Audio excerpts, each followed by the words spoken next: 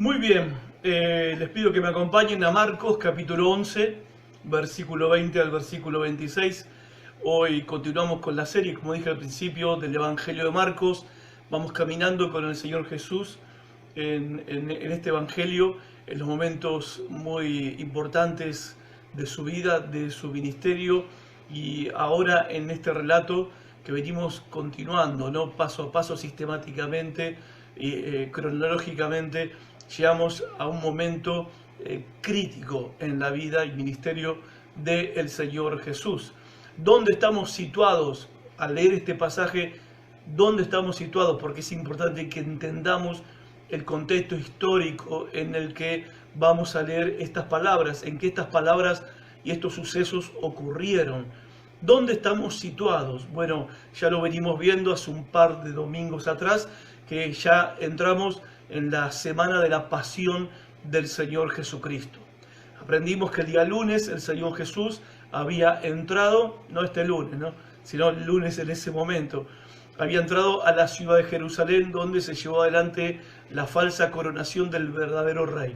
Un gran evento que fue toda una fanfarria, una pantomima, toda una cuestión de hipocresía, todo el mundo aplaudiendo, pero en realidad nadie reconocía quién era el Señor Jesucristo en verdad.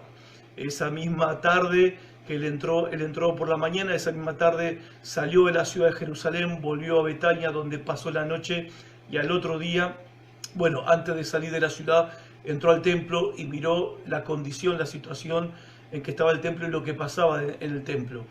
Llega la tarde, se retira y se va a Betania. El martes, al otro día, él entra al templo. Llega a Jerusalén, entra al templo y lo limpia, ¿no? Lo limpia de la gente que estaban haciendo del templo una casa de mercado, ¿no? Aprendimos eso el, perdón, el domingo pasado, una limpieza total de todos los corruptos, vendedores religiosos que lucraban, que se aprovechaban de la fe del pueblo. Luego, bueno, hoy estamos el miércoles. Cuando llegamos al versículo 20 de Marcos 11, estamos en el día miércoles, que es lo que vamos a ver hoy y el domingo que viene. Estamos a un día de la última cena del Señor, la cena de la Pascua, que fue el jueves. El viernes estamos a 2 días de su crucifixión y estamos a 4 días de su resurrección. El domingo el Señor resucitaría. Así que estamos en la última semana de la vida y ministerio de nuestro Señor Jesucristo. Ahora, ¿cuál es el tema en este relato? Bueno, el tema, y lo vamos a leer ahora, es acerca de la oración. Acompáñenme a Marcos capítulo 11, versículo 20. Vamos a leer la palabra de Dios, dice así: y pasando por la mañana vieron que la higuera se había secado desde las raíces.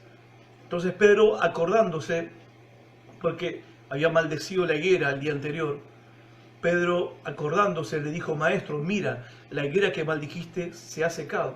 Respondiendo Jesús les dijo: tened fe en Dios, porque de cierto os digo que cualquiera que dijera a este monte, quítate y échate en el mar, y no dudar en su corazón, sino creyere que será hecho lo que dice, lo que diga, le será hecho. Por tanto os digo que todo lo que pidiereis orando, creed que lo recibiréis y os vendrá.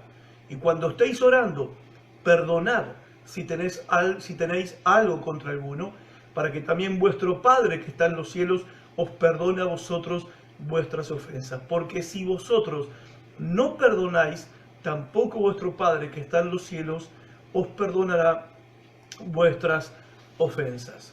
El tema es acerca de la oración. Ahora, uno podría decir, ¿no? Después de lo que pasó el día anterior, bueno, el lunes, la entrada, como se conoce, la entrada triunfal, que no fue triunfal, no fue una farsa de parte de la gente. Esa entrada, ese recibimiento a Jesús como Rey, como Mesías. Después de que el martes el Señor entró al templo y echó a patadas a todos los corruptos que estaban lucrando con la fe de la gente en el templo, ¿sí? La fe del pueblo de Israel en el templo, particularmente la fe también de los gentiles, de los que no eran judíos de nacimiento, porque en ese lugar, en el lugar donde los gentiles, los no judíos tenían el espacio para adorar en el templo de Dios, ahí habían puesto el mercado de terror. Ahora él vuelve al día miércoles y al pasar, yendo a la ciudad de Jerusalén, va a entrar de nuevo a la ciudad, va a entrar de nuevo al templo. Eso lo vamos a ver el domingo que viene. Pedro se da cuenta de que la higuera que había maldecido el día siguiente, ¿se acuerdan que la maldición de la higuera tenía que ver como un acto simbólico y un anticipo de lo que le iba a pasar al pueblo de Israel, a la religión de Israel, a los líderes de Israel y a todos los seguidores de esos líderes de Israel? O sea, todo ese sistema de culto que habían creado en el templo, todo ese sistema religioso que se había creado alrededor del templo, en la cultura judía, Cristo vino y lo maldijo. Lo maldijo. Y el acto simbólico de esa maldición fue cuando fue a la higuera, yendo de camino a Jerusalén la mañana anterior, vio que la higuera tenía hojas, se acercó para arrancar un higo, quería comer, evidentemente tenía apetito, tenía hambre, no había frutos, y el Señor maldijo la higuera. Después entró al templo y lo limpió y lo sacudió. Evidentemente un acto simbólico de lo que acontecería con su entrada en el templo y lo que iba a acontecer después, porque era un anuncio del juicio que estaba por venir sobre la religión judía, sobre el liderazgo judío y sobre el pueblo judío que practicaban, que habían hecho de la religión un acto de hipocresía total. Ahora, cuando Pedro le dice al Señor Jesús, mira, la higuera que maldijiste se ha secado, el Señor sale con el tema de la oración. Y parece raro la respuesta del Señor. De verdad que parece rara la respuesta del Señor. Porque en definitiva, estamos en la última semana, estamos a 2 días de que el Señor Jesucristo sea crucificado. Se presume que pueden haber otros temas más profundos, más importantes, más graves, más serios para hablar que la oración, de lo cual el Señor ya les había enseñado a ellos, ¿verdad? Ahora bien, justamente el Señor el viernes iba a morir, el domingo iba a resucitar y 40 días después iba a ascender a los cielos, la ascensión de Jesús, y Él les habla de la oración. Y uno dice, ¿por qué? Bueno, en realidad era vital que ellos recibieran una enseñanza, una lección sobre la importancia de la oración, de qué es lo que hace a la oración eficaz para remover dificultades. ¿Por qué? Aunque no les va a decir nada nuevo, porque por 3 años el Señor Jesús les estuvo enseñando acerca de la oración, pero ahora les va a enseñar acerca de una clase de oración, ¿sí? Les va a dar una clase de oración y les va a enseñar una clase de oración, una forma de orar en la que ellos van a poder extraer de Dios o recibir de Dios o apropiarse de parte de Dios del poder que necesitan para remover dificultades. ¿Qué dificultades? Las que ellos iban a tener que enfrentar. Las que ellos iban a tener que enfrentar una vez que Jesús ya no estuviera con ellos. Y déjenme decirles esto, ¿por qué la clase sobre la oración? Porque los discípulos no oraban. Sí, aunque te parezca mentira lo que estoy diciendo o una herejía lo que estoy diciendo, los discípulos no oraban. No es que ellos no sabían orar, no, ellos siendo judíos de nacimiento fueron enseñados desde chiquitos en la sinagoga a cómo tenían que orar. Claro que sabían orar y de hecho oraban, ¿sí? No sé qué tan profunda era su vida de oración antes de conocer al Señor. Pero ahora ellos, desde hace 3 años, están con Jesús. Entonces, como ellos están con Jesús, recurren a Él para todo lo que necesitan y Él está ahí para proveerle todo lo que ellos necesitan. Imagínate que cuando ellos tenían alguna situación, iban a Jesús. Cuando necesitaban sabiduría, iban a Jesús. Cuando tenían preguntas, iban a Jesús. Cuando tenían peleas, intervenía Jesús. En una oportunidad no había para comer y Jesús les dio de comer. ¿Se acuerdan? No había plata para pagar el impuesto y Jesús le dijo a Pedro que vaya a pescar y de la boca del pescado iba a sacar una moneda para pagar los impuestos. Hasta con Jesús pagaban los impuestos. O sea, estando el Señor Jesucristo con ellos, el Señor les proveía, incluso les proveía protección, porque evidentemente si algo Satanás quería hacer con estos 12 apóstoles, era reventarlos a todos. Era mejor destruirlos ahora, matarlos ahora, reventarlos ahora, y no que después se vuelvan predicadores llenos del Espíritu Santo y hagan un desastre en el reino de Satanás, arrancando a los pecadores de la oscuridad y llevándolos al reino de la luz. Pero ¿por qué Satanás no los destruyó y lo intentó? Con Pedro, ¿se acuerdan que a Pedro lo pidió? Jesús le dijo, Satanás me ha pedido que yo te entregue para que él te quiere zarandear. O sea, Satanás quería agarrarlos a ellos y de hecho no los pudo agarrar ni zarandearlos como quiso durante esos 3 años, Pedro sí al final, y luego todos los discípulos cuando fueron esparcidos, ¿sí?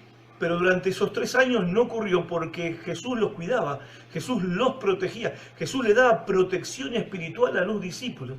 Y claro, ellos tenían todo lo que necesitaban a la mano porque tenían a Jesús con ellos. Pero ahora Jesús se iba a ir. Jesús se iba a ir, Jesús no iba a estar. Entonces las cosas iban a cambiar de una manera dramática. O sea, de tener a Jesús al alcance, ellos, ¿no? A no tenerlo más. ¿Y cómo ellos iban a manejar esa situación? Por eso se pusieron requete tristes cuando Jesús les dijo que se iba a ir. ¿Se acuerdan Juan capítulo 14? Ahora, para lo que nosotros los creyentes actuales y los creyentes de este lado de la cruz es lo más normal. ¿Qué es lo más normal? Hablar con el Señor, un Dios, nuestro Dios, que es invisible, que no vemos, y hablar con Él. O sea, pero para ellos no era normal, porque ellos veían a Dios. Jesucristo era Dios, hecho hombre, era Dios hecho carne. Entonces ellos lo veían, estaban con Él, y a Él iban con todas sus necesidades. Bueno, nosotros los cristianos hoy hacemos lo mismo, siempre hemos hecho lo mismo, pero sin verlo. Nosotros siempre hemos recurrido a Dios en oración, pero sin verlo. Ahora ellos lo iban a perder al Señor. Ellos tenían que aprender a orar.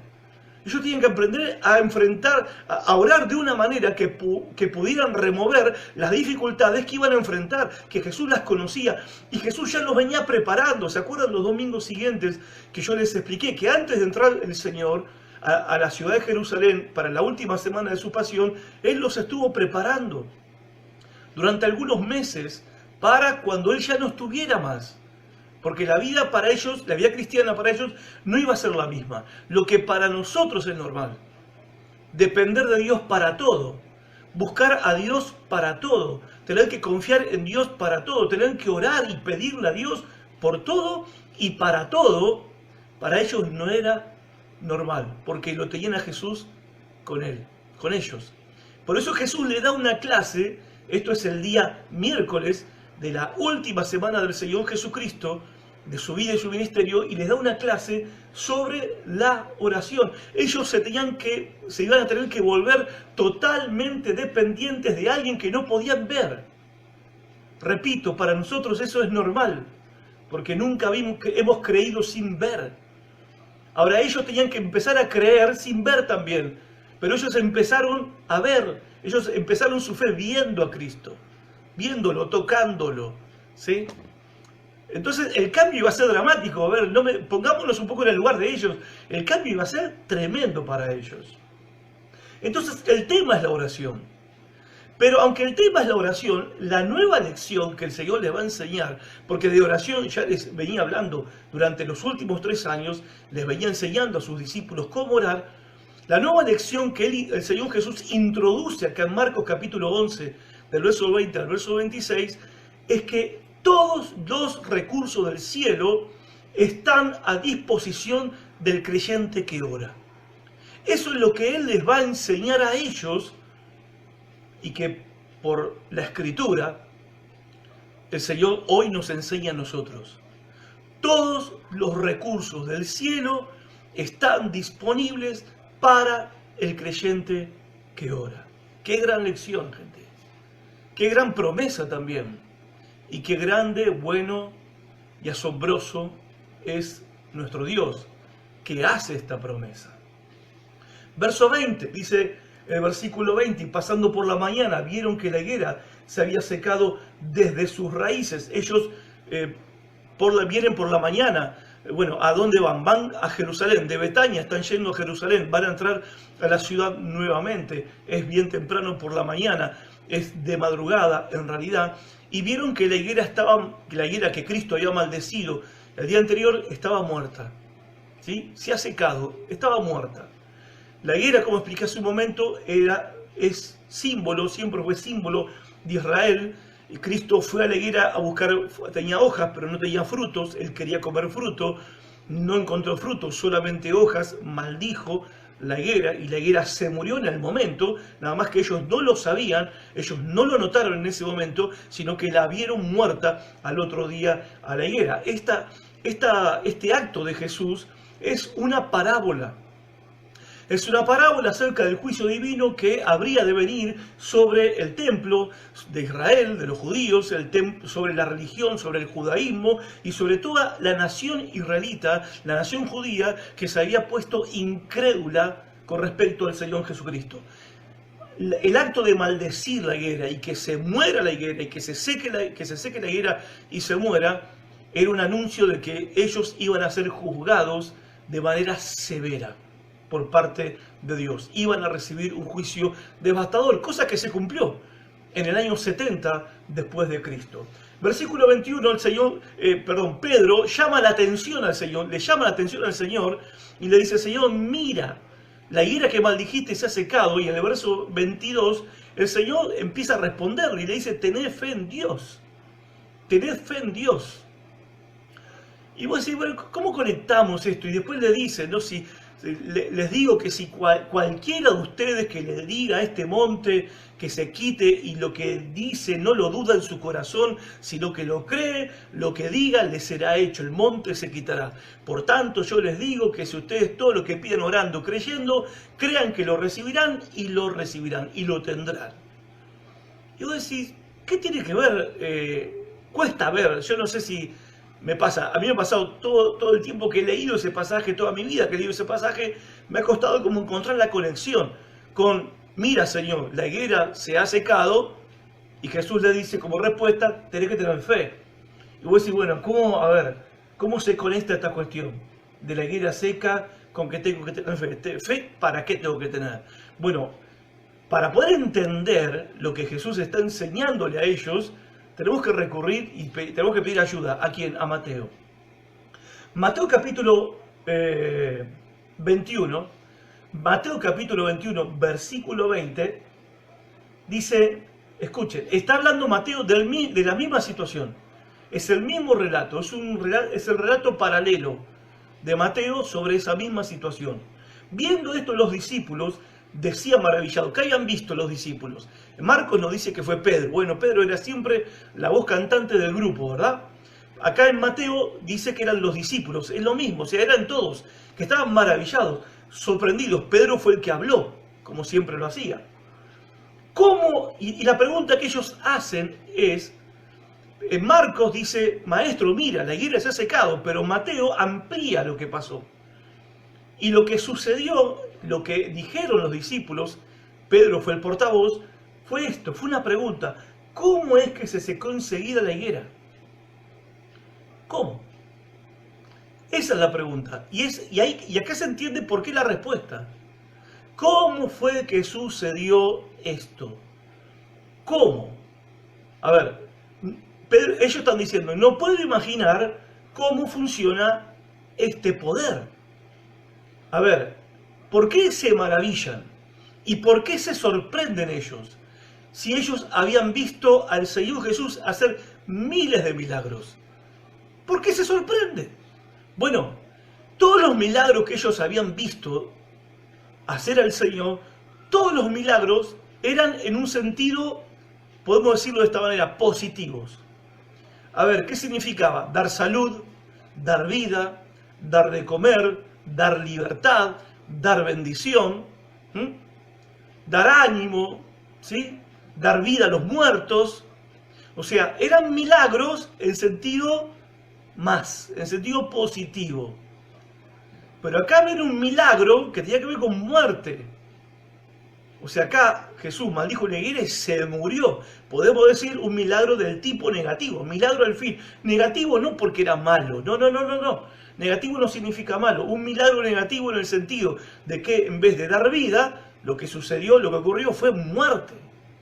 Y eso ellos nunca lo habían visto. Ellos tenían fe en que Cristo podía sanar, en que Cristo podía dar vida, en que Cristo podía resucitar muertos, dar vista a los ciegos, oídos a los sordos. Ellos tenían fe de que Cristo podía multiplicar panes y peces, caminar sobre las aguas en medio de la tormenta.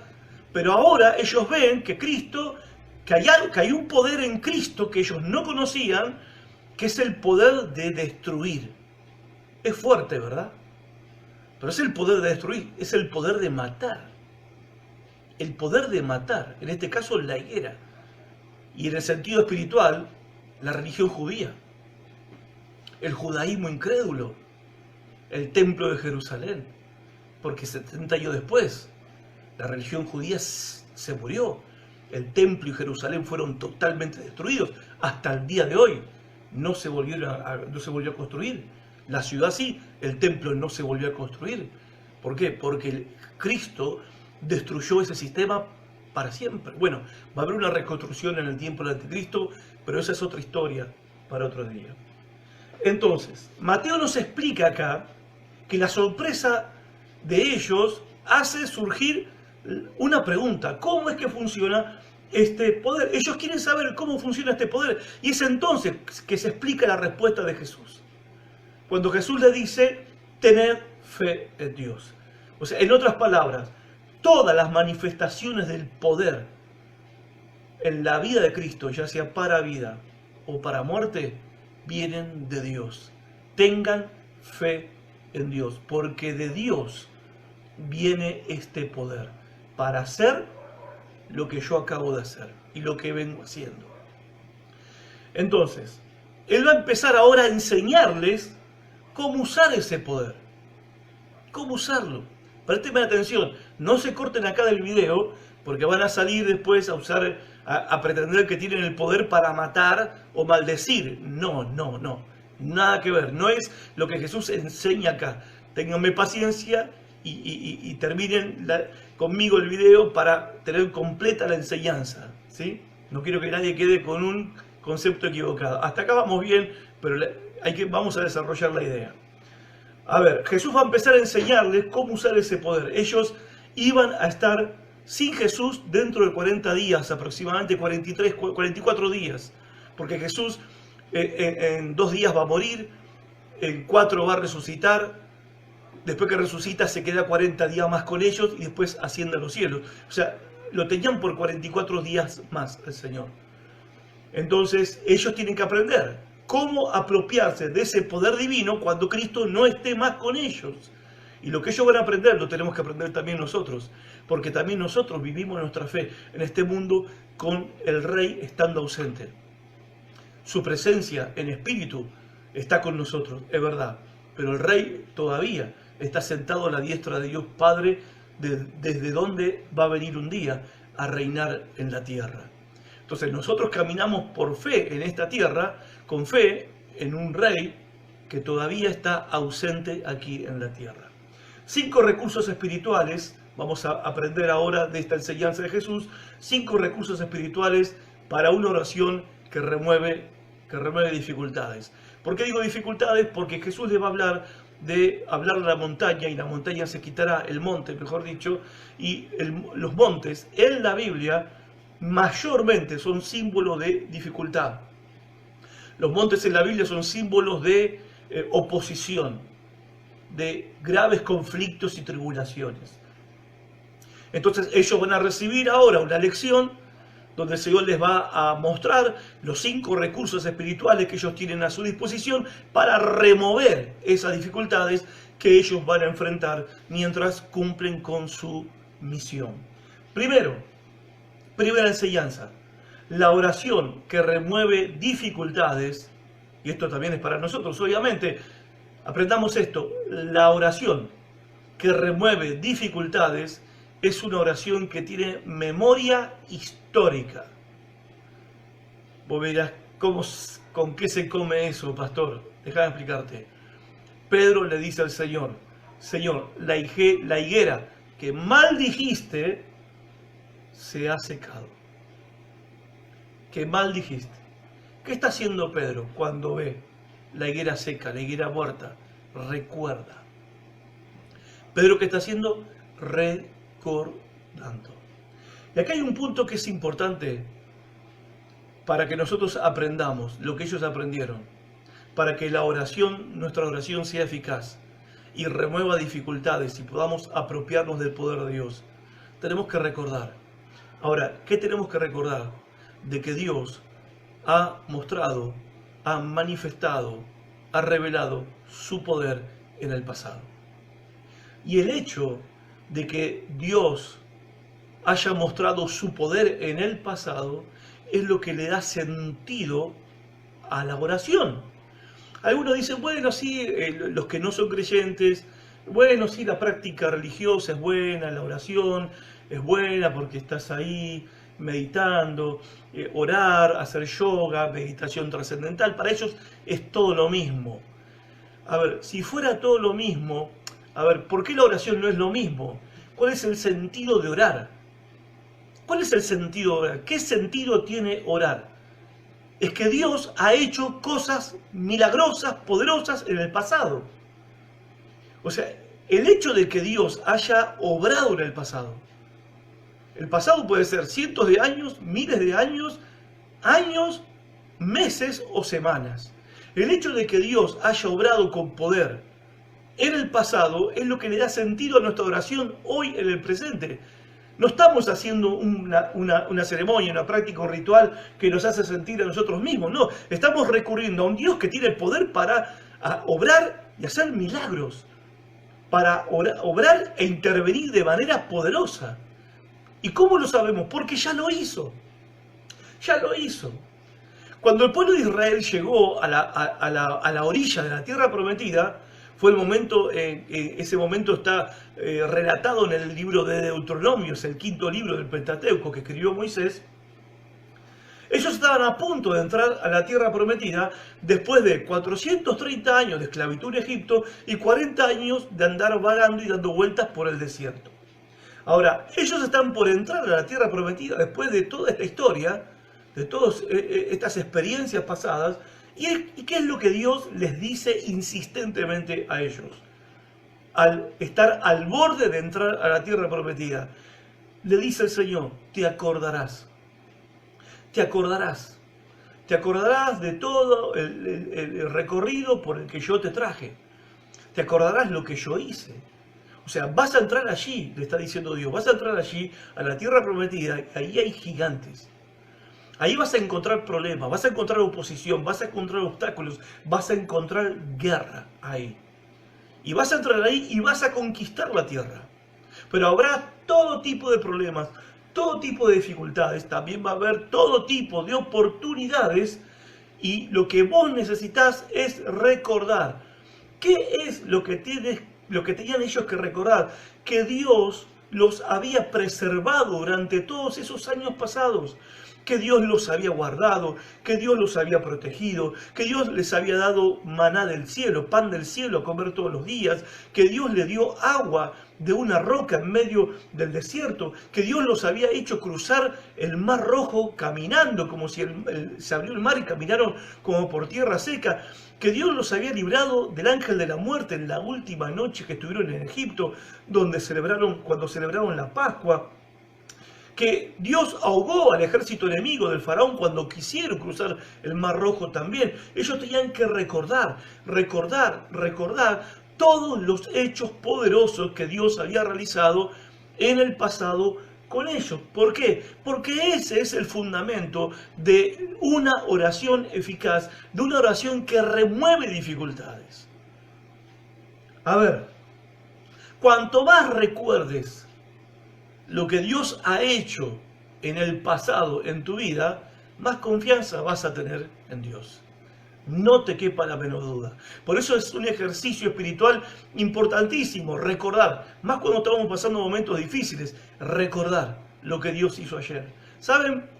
Envejecer tiene algunas ventajas. desventajas también, pero también tiene ventajas. ¿Por qué? Porque después de 32 años y medio, y un poquito más, en febrero cumplo 33 años de caminar con el Señor. He caminado bastantes años con el Señor Jesús. Él ha caminado conmigo durante estos últimos 33 años y he visto demasiados milagros como para no confiar en Él. He visto la obra de Dios, he visto el poder de Dios, transformando vidas, transformando corazones, transformando familias, restaurando matrimonios, sanando enfermos, liberando endemoniados, haciendo milagros en situaciones difíciles de la vida, haciendo milagros de provisión sobrenatural, de protección, de cuidado. Lo he visto en mi familia, lo he visto en la vida de mis hijas cuando eran chiquitas y ahora que son grandes. Y lo veo, no hay semana en que no pueda contemplar lo que Dios está haciendo y ha hecho en nuestras vidas. Y eso es un capital espiritual invaluable al momento de orar, porque le estoy pidiendo y estoy orando a un Dios que yo sé que hace milagros. Yo lo sé, no me contaron.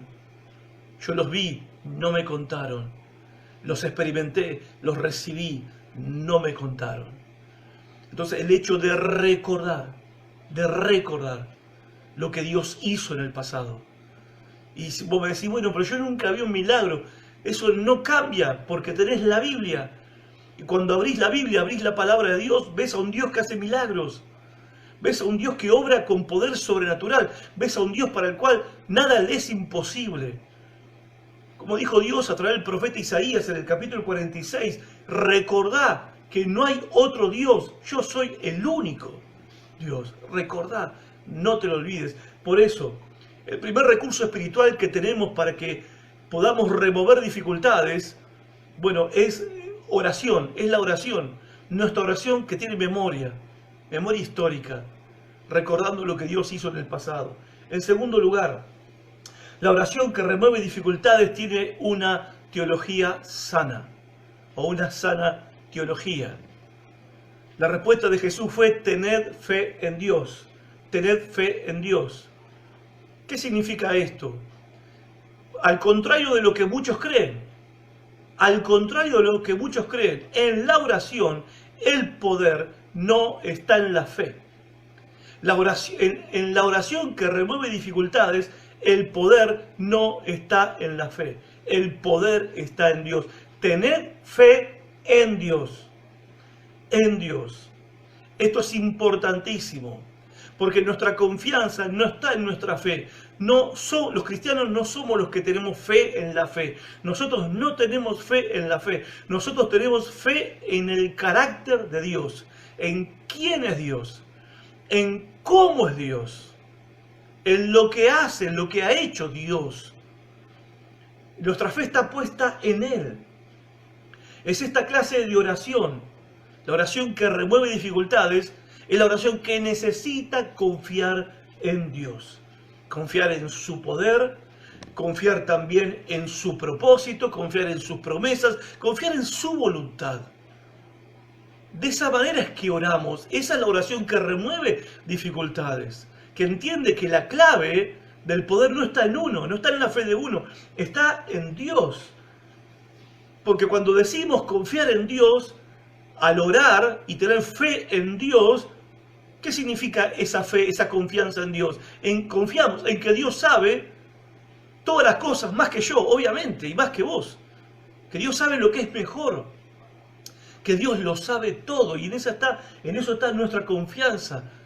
Que Él sabe más que nosotros. Así que confiemos en Dios.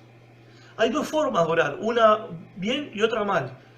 Está la forma de orar como el Señor nos enseñó en el Padre Nuestro, Mateo capítulo 6, ¿se acordarán? Cuando el Señor dijo: ustedes oren así. ¿Y cómo? Padre nuestro que estás en los cielos, santificado, exaltado, glorificado, honrado, ensalzado, magnificado sea tu nombre. Venga a nosotros tu reino.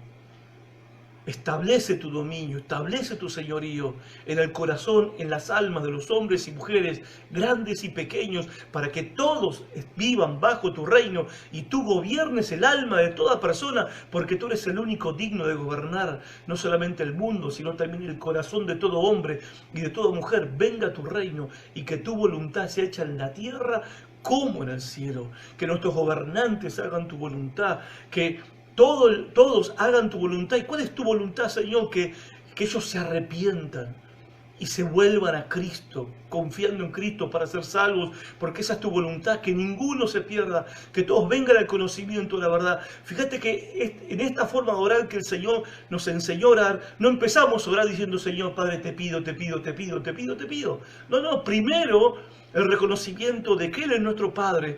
Segundo, el reconocimiento de que Él merece gloria, que su nombre es santo, es glorioso, es majestuoso. Entonces lo adoramos, lo exaltamos, lo alabamos, para luego reconocer que lo que más necesitamos en la vida es que venga su reino en la tierra y su voluntad sea hecha. Después oramos por nuestras necesidades. Después pedimos por el pan nuestro de cada día. Pero primero pedimos por lo que es importante para Él. O sea, en la oración que Jesús nos enseñó a orar, la gloria es para Dios y lo primero es Dios y lo primero es la voluntad de Dios y lo primero es el reino de Dios y lo primero es el propósito de Dios. Eso es lo primero en la vida del creyente. Y nuestras necesidades, pastor, y los problemas que tengo, y que necesito sanidad para esto y que necesito una bendición para lo otro, bueno, viene después. Ahora, hay otra forma de orar.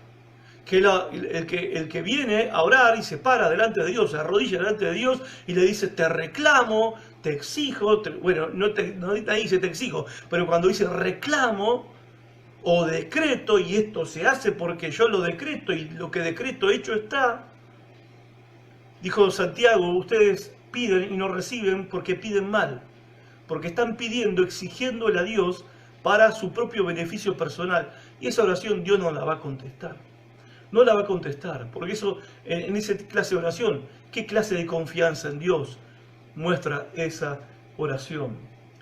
La oración que remueve dificultades es la oración que glorifica a Dios. Primero, glorifica a Dios. Después, nuestras necesidades. Entonces, el creyente que ora con confianza, que comprende quién es Dios y que lo mejor para nuestras vidas, Dios lo sabe, Dios lo conoce, es lo mejor, es la voluntad de Dios para nosotros, esa clase de oración desata el poder del cielo. Eso es lo que Jesús le está enseñando a los discípulos. Tengan fe en este Dios. Ellos lo tienen que aprender. Vos y yo también.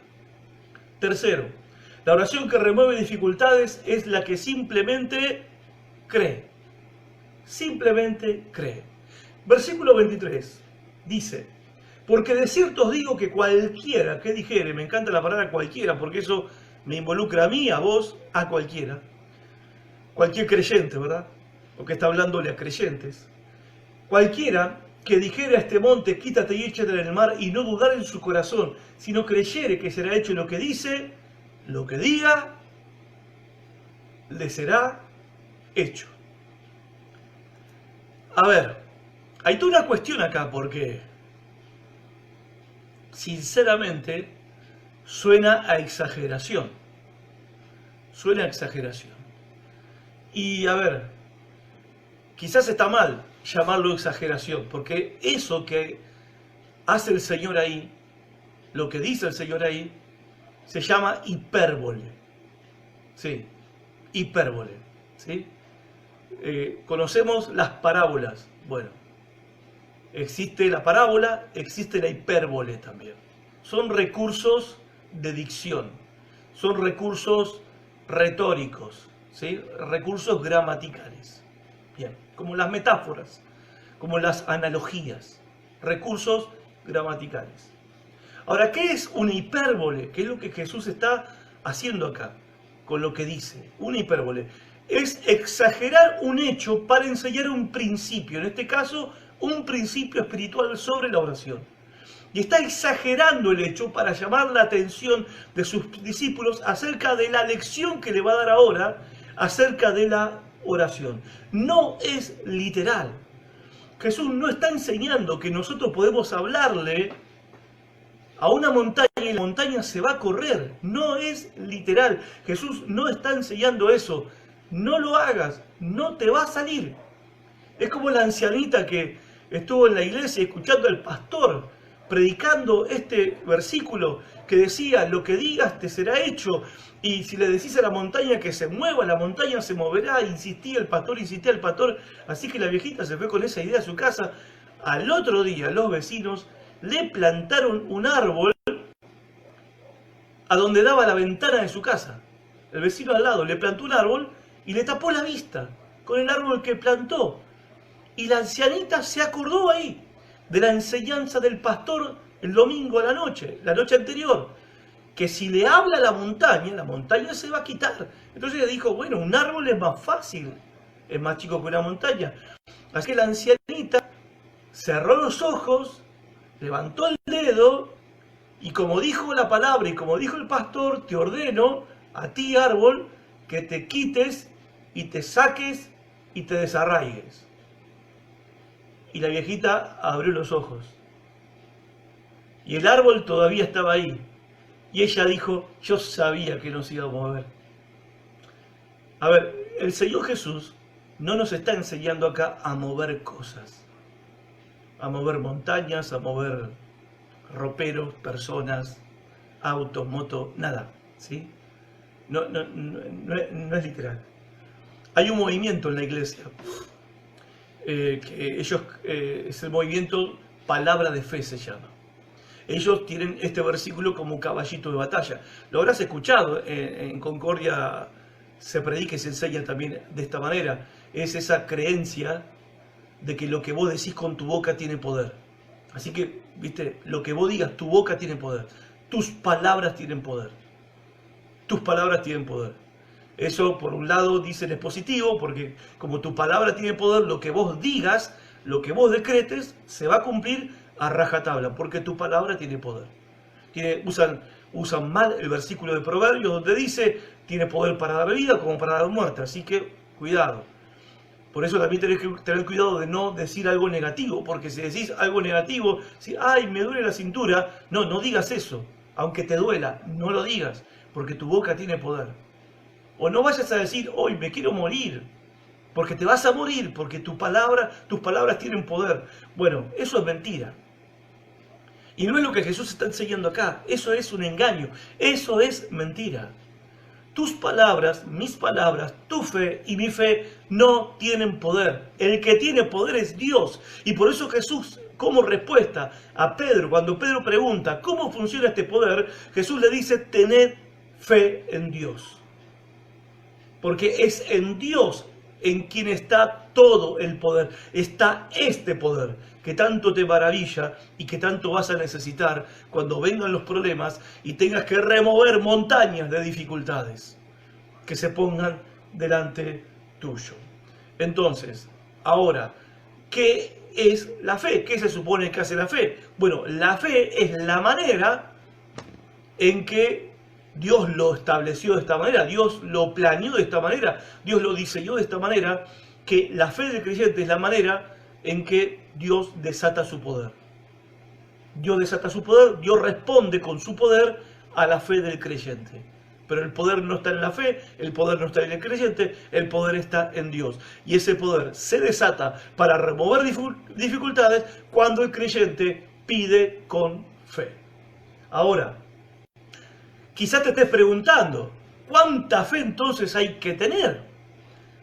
¿No? Para poder, porque a veces escuchamos a esos predicadores de televisión, ¿no? Que ellos predican y hablan de sí mismos como que ellos tienen una fe superior al resto.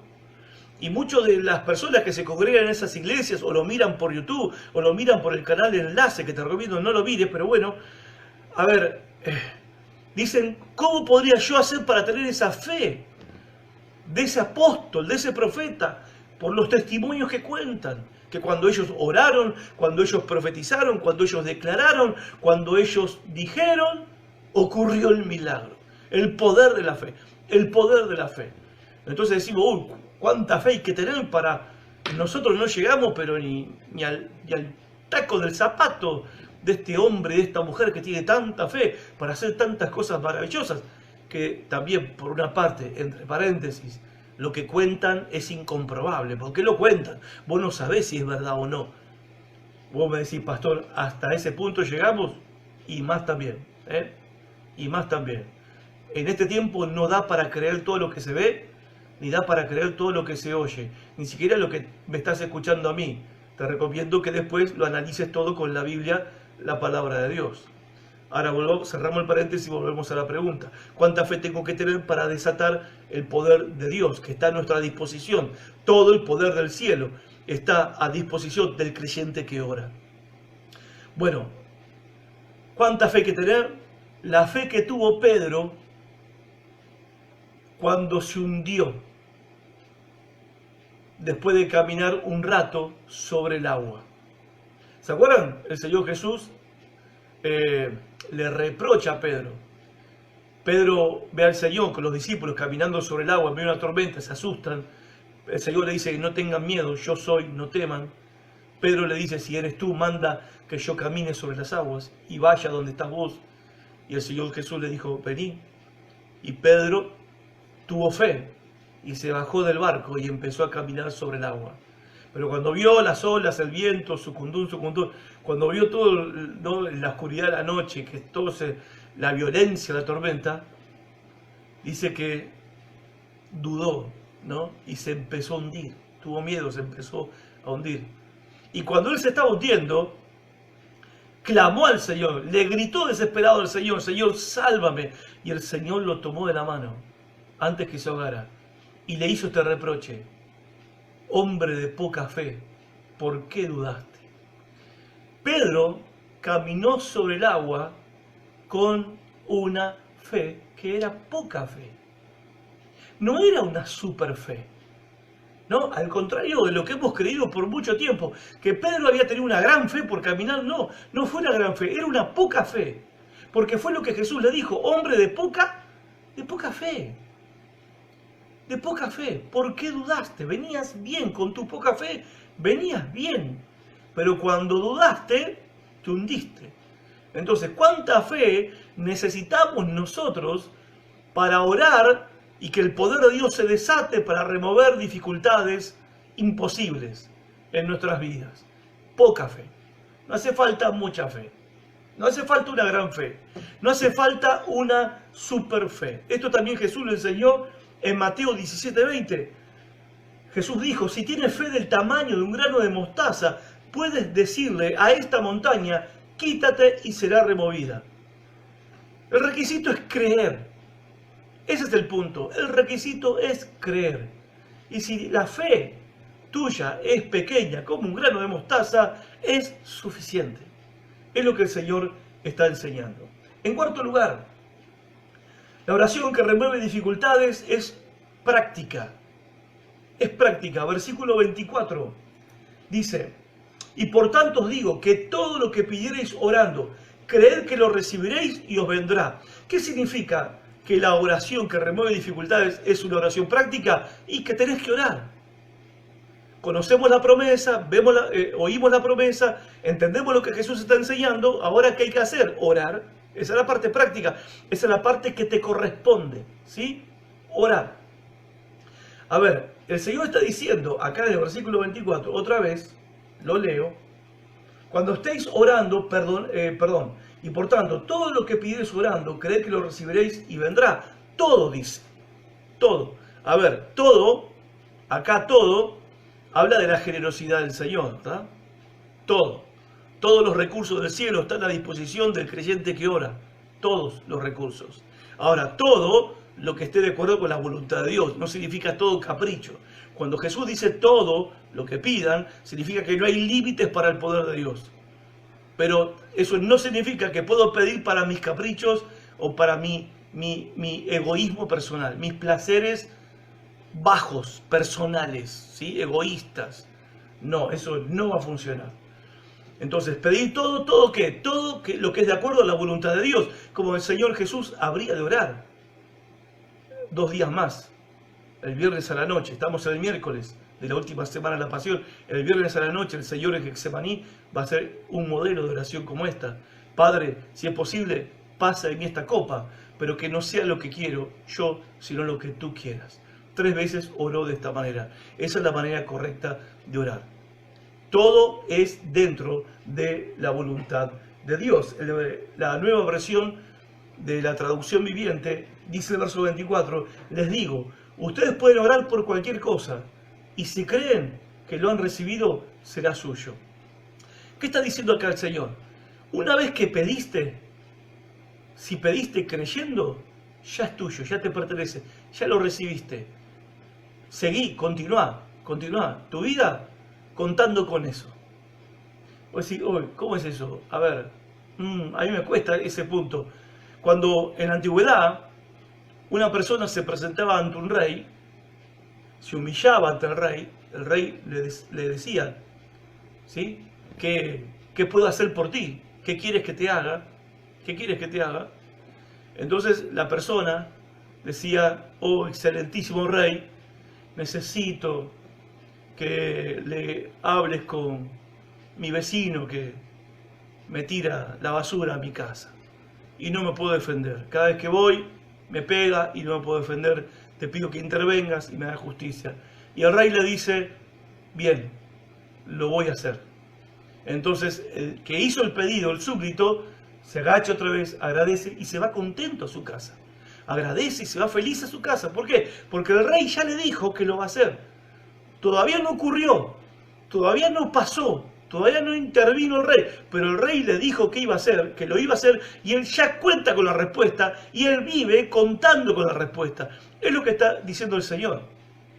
Nosotros tenemos que vivir contando con que ya tenemos lo que hemos pedido. Ahora, yo entiendo una cosa, ¿sí? Que no es tan simple como suena. Porque creer de esa manera, al punto de que te apropiás y llegás al punto de saber que ya tenés lo que le estás pidiendo al Señor, que ya lo tenés, ese punto de convicción, de certeza de que ya lo tenés, a veces te va a costar quizás algunas semanas orar hasta que tengas la certeza. Yo no estoy diciendo que vas a cerrar tus ojos, vas a pedir algo y vas a decir, lo creo, punto, ya está hecho. Bueno, puede suceder, no lo voy a negar, que en el momento que hagas una oración así, tengas la convicción y la certeza de que ocurre, de que ya está hecho, y no necesites volver a orar por eso, sino que le das gracias a Dios, porque ya sabes que Dios lo hizo, aunque todavía no lo ves. Suele ocurrir que en la primera oración tengamos esa convicción, recibamos de parte de Dios esa convicción, esa certeza. El rey que le dice al súbdito, ven en paz, yo lo voy a hacer. Bueno, pero no siempre logramos esa convicción, esa certeza a la primera, no siempre. A veces hay que luchar en oración, hasta llegar a recibir la certeza, la convicción de que lo que vengo orando, Él ya me lo concedió. A partir de ese día ya no oramos más, sino que le damos gracias a Dios. Estamos esperando que Dios materialice lo que ya sabemos que Dios nos entregó en nuestro corazón. Es lo que el Señor está diciendo acá. Ustedes vivan con la expectativa de que Dios ya les concedió lo que ustedes pidieron. Ahora, para tener esa certeza, a veces hay que luchar en oración. A veces, no siempre, pero a veces sí. Quinto y último recurso espiritual para lograr remover dificultades a través de la oración. La oración que remueve dificultades tiene un componente moral. Versículo 25 al 26. Dice, y cuando estéis orando, perdonad si tenéis algo contra alguno, para que también vuestro Padre, que está en los cielos, os perdone a vosotros vuestras ofensas. Porque si vosotros no perdonáis, tampoco vuestro Padre, que está en los cielos, os perdonará a vosotros vuestras ofensas. Esto lo llamamos el componente moral de la oración que remueve dificultades. ¿Cuál es el componente moral acá? Estas palabras, ¿a qué nos suenan? A la enseñanza de Jesús en Mateo 6:14, cuando enseñó la oración modelo del Padre Nuestro, en un momento de la oración, dice, ustedes oren así: Padre, perdona nuestras ofensas, así como nosotros hemos perdonado, perdonamos, pero en realidad dice hemos perdonado ya a los que nos han ofendido. Esa sería una traducción más correcta. Perdónanos así como nosotros ya hemos perdonado. No, perdóname que yo lo voy a perdonar al otro. No, no, no. Perdóname así como yo perdono. No, no. Perdóname así como yo perdoné. Como ya lo perdoné al otro. Así te pido que también me perdones a mí. Cuando estéis orando, perdonad. ¿Para qué? Para que tu Padre también te perdone a vos. Te perdone a vos. A ver, te perdone todas tus ofensas. Imaginen por un instante, imaginen esto, que cada vez que vamos a orar, tenemos que pedir perdón por cada pecado que hayamos cometido. Ese día, o hace 2 días, ponele que hace 2 días que no oraste, o ponele que hace una semana, ponele, te descuidaste, puede pasar, te descuidaste, y hace una semana que no oraste, y vas a orar porque necesitas orar. ¿Te imaginas tener que pedirle perdón por todos los pecados de una semana entera? Imposible, ¿no? La lista sería interminable, sería imposible de hacer la lista. Entonces el Señor lo hizo sencillo esto. Él lo hizo sencillo cómo darnos a nosotros el perdón. Dice, yo te voy a perdonar lo de toda la semana, o lo de hace 3 días, o lo de hoy, yo te voy a perdonar. Te perdono. Si vos perdonás a los que te han ofendido. Si ya los perdonaste a los que te han ofendido, a los que te dañaron, a los que te hicieron mal, a esas personas con las que has tenido rivalidad, peleas, lo que sea, si ya los perdonaste, yo te voy a perdonar a vos todos los pecados. Todos los pecados. No hace falta que me los menciones uno por uno. Te voy a perdonar todos los pecados. Pero si vos perdonás. O sea, acá hay una cuestión moral. No podemos esperar, demandar, pedir el perdón de Dios cuando nosotros nos negamos a perdonar. Ahora, la expresión de que dice acá el Señor Jesús, y tu Padre no te va a perdonar, no significa que vas a perder tu salvación. Porque entendemos que la salvación involucra el perdón de pecados. Si Dios perdona mis pecados, soy salvo. Bueno, Jesús acá no está hablando del perdón que tiene que ver con la salvación. Está hablando del perdón que necesitamos los cristianos en nuestro cotidiano vivir. Porque andamos en este mundo y nos manchamos con la mugre, el pecado, la inmundicia, la corrupción y la inmoralidad de este mundo. Nos manchamos. Es como cuando Jesús les dijo a los discípulos en la última cena. En Juan capítulo 13, versículo 10, Jesús les dijo, el que está lavado no necesita sino lavarse los pies. Y ustedes ya están limpios, le dijo el Señor, ya están limpios, tienen que lavarse los pies. Bueno, ese proceso de lavarse los pies, ¿qué significa? Que necesitamos limpieza de la suciedad diaria que se nos pega por andar en el mundo, por relacionarnos con gente que no es creyente. Y a veces se nos pega la inmundicia de otros, el pecado de otros, las mañas, las costumbres de otros. Bueno, se nos ensucian los pies.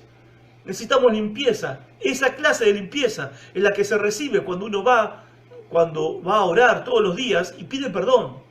No tiene que ver con la salvación. Tiene que ver con el perdón cotidiano que necesitamos para estar en paz con Dios. Porque si no estoy perdonado por Dios, no voy a estar en paz con Dios. Y si no estoy en paz con Dios, no estoy en paz conmigo mismo y no voy a estar en paz con nadie.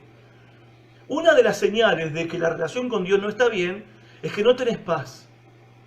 No tenés paz, porque podés tener problemas y tener paz. ¿Por qué? Porque tengo problemas, pero con Dios está todo bien. Mi relación con Dios está bien, aunque tengo problemas, pero mi relación con Dios está bien. Pero si hay pecados en mi vida sin confesar, la relación con Dios no está bien. No está bien. Entonces se va la paz, se va el gozo, se va la tranquilidad, se dan muchas cosas, o sea, de los frutos del Espíritu en nuestras vidas.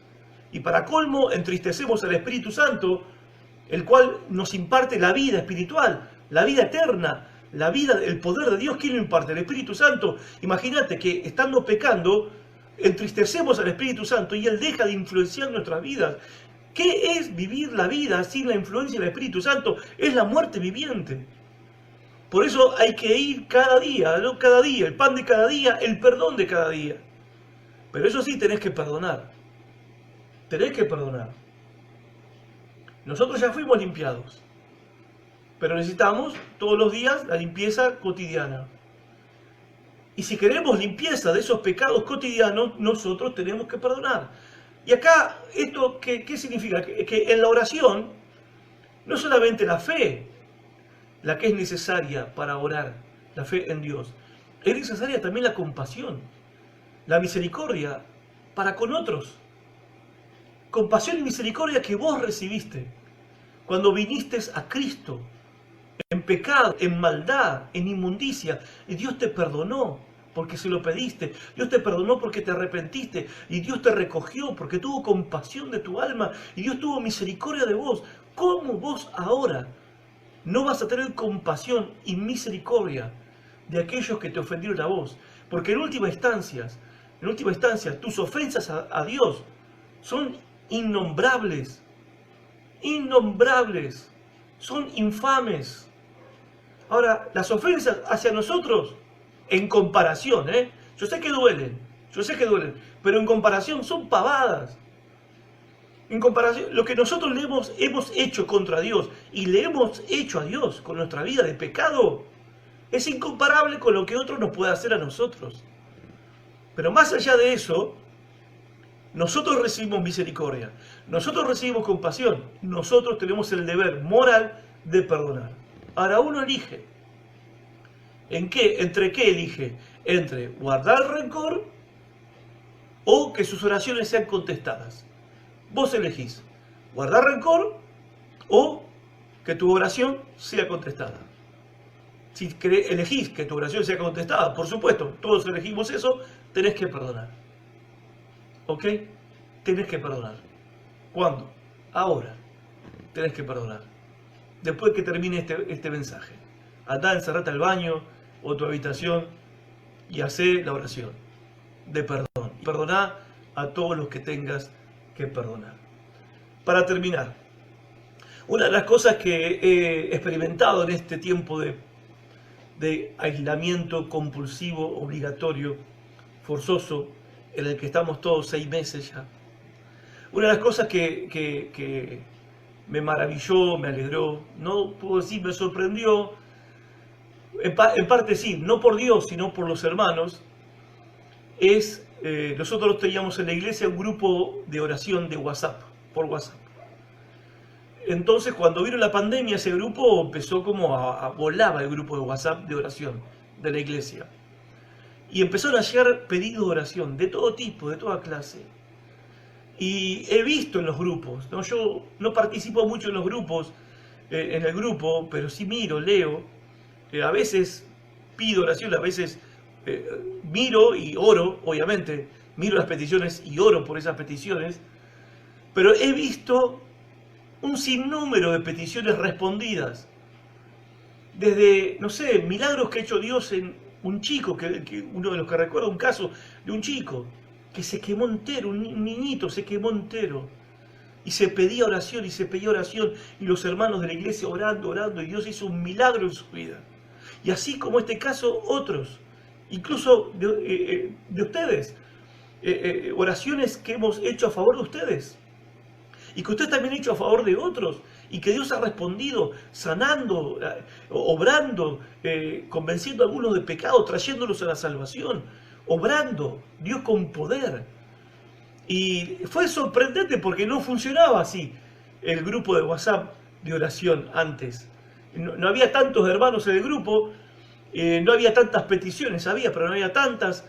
Y he visto, y todos los que participamos en el grupo de oración hemos visto, podemos dar, yo le decía el otro día a uno de los líderes de la iglesia, cuando volvamos a la iglesia y estemos todos juntos, tenemos que hacer un culto de acción de gracias y dejar a los hermanos dar testimonio de todo lo que Dios ha hecho en estos 6 meses, de cómo Dios nos ha sostenido, bendecido, ha sanado a algunos, ha libertado a otros, ha prosperado a otros, ha obrado de manera poderosa en nuestras vidas, en nuestra familia, obviamente con pruebas y con luchas, pero no podemos negar que Dios ha estado y que Dios ha respondido nuestras oraciones. Hemos visto la mano de Dios, hemos visto a Dios respondiendo con poder, hemos visto que esto que Jesús le enseñó a los discípulos es verdad, funciona. Primero, la oración que remueve dificultades tiene memoria. Recuerda que estábamos orando a un Dios que ayer hizo milagros. Eso es lo que le da sentido a nuestra oración. Si no, ¿para qué orar? Oramos porque sabemos lo que Dios hizo ayer. Segundo, la oración que remueve dificultades tiene una teología sana. No tenemos fe en la fe. Nuestra fe no tiene poder. Nuestras palabras no tienen poder. Jesús le dice a Pedro, ¿querés saber cómo funciona esto? Este poder, tener fe en Dios. Todo el poder está en Dios. Tercero, la oración que remueve dificultades es la que simplemente cree. Confía en el carácter de Dios, en el propósito de Dios, en la voluntad de Dios, en las promesas de Dios. Simplemente creemos en Él. Que Él sabe lo que es mejor para nosotros. Punto. Cuarto, la oración que remueve dificultades es práctica. En otras palabras, después de haber escuchado esta enseñanza, hay que orar. Y en quinto y último lugar, la oración que remueve dificultades tiene un componente moral. Tenemos el deber moral de perdonar, porque nosotros fuimos perdonados primero. Y si alguno que está mirando este video y aún todavía no es creyente, todavía no sos creyente, todavía no sos salvo, no sos salva, todavía tus pecados no fueron perdonados, todavía no has confesado tus pecados, te animo a que hagas la primera oración que tenés que hacer. Y es una oración que Dios responde si la haces con fe, confiando en Él y en su poder. Le llamamos la oración del pecador. Es la primera oración que nosotros hemos hecho a Dios, de verdad. La primera oración sincera, porque antes hacía oraciones, pero no eran sinceras. Pero la primera oración sincera que hice en mi vida, como muchos de los que están viendo este video y muchos de los hermanos que se congregan con nosotros en la casa de la palabra, la primera oración sincera que hemos hecho fue la oración del pecador. Y a partir de ese día nuestras vidas fueron transformadas por el poder de Dios. ¿Y de qué se trata la oración del pecador? Es la oración que con toda sinceridad hacemos, pidiéndole a Dios que perdone nuestros pecados, diciéndole a Él cuán arrepentidos estamos por haberlo ofendido, por haber vivido nuestras vidas de manera egoísta, dándole la espalda a Él. Y le pedimos perdón y limpieza para nuestro corazón. Y en esta oración le entregamos nuestra vida a Jesucristo. Le entregamos la vida, dándole la espalda al pecado, dándole la espalda al mundo, dándole la espalda a todo lo que amábamos, porque ahora hemos encontrado un nuevo amor.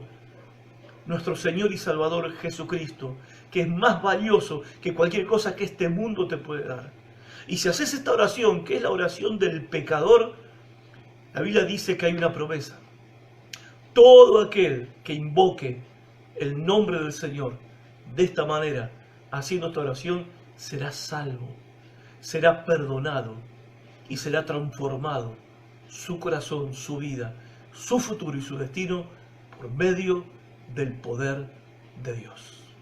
Y si estás enfrentando en tu vida obstáculos imposibles, querido hermano, querida hermana, montañas de dificultad están delante nuestro, Marcos capítulo 11, versículo 20 al versículo 26, pon en práctica estas lecciones y estos son los recursos espirituales que Jesús nos ha dado a nosotros para remover dificultades. Dios te bendiga, Dios los bendiga a todos y nos volvemos a encontrar en la semana si Dios quiere.